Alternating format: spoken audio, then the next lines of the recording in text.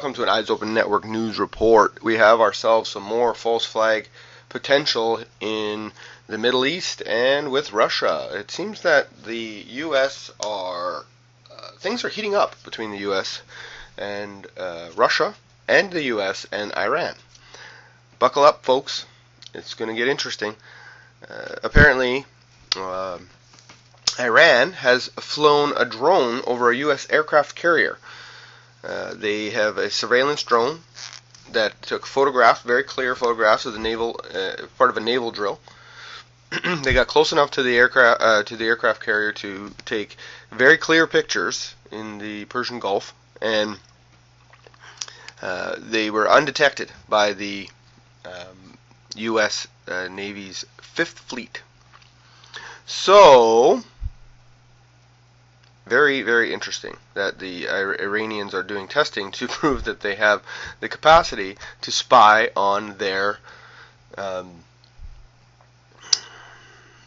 enemies. It says that the aircraft posed no danger to the ship, but was abnormal and unprofessional. This is coming out of the U.S. Naval base.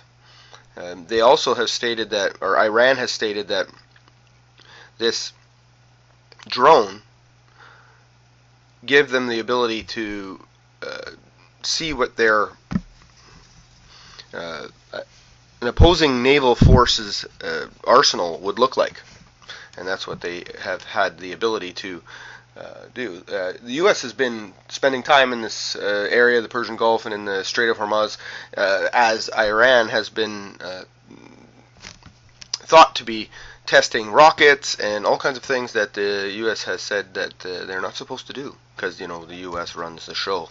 The other thing that's going on, and I was going to do it separately, but I think I got to do them both together, is the Russian Su-27 jet fighter came within 20 feet, that's pretty darn close, of a U.S. RC-135 reconnaissance aircraft over the Black Sea.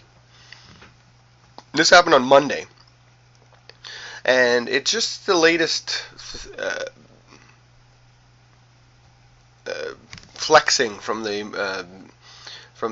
Moscow's military. They just seem to be doing all kinds of brazen things with their aircraft, with their air force, and it's, I think, starting to really get to the U.S. because they're getting pushed a little too far.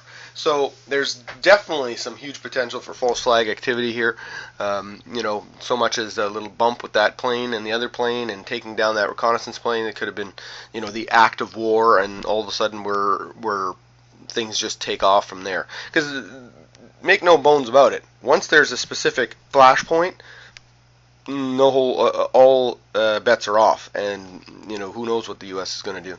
I'm sure they have their finger on the hairpin trigger to get this sucker going.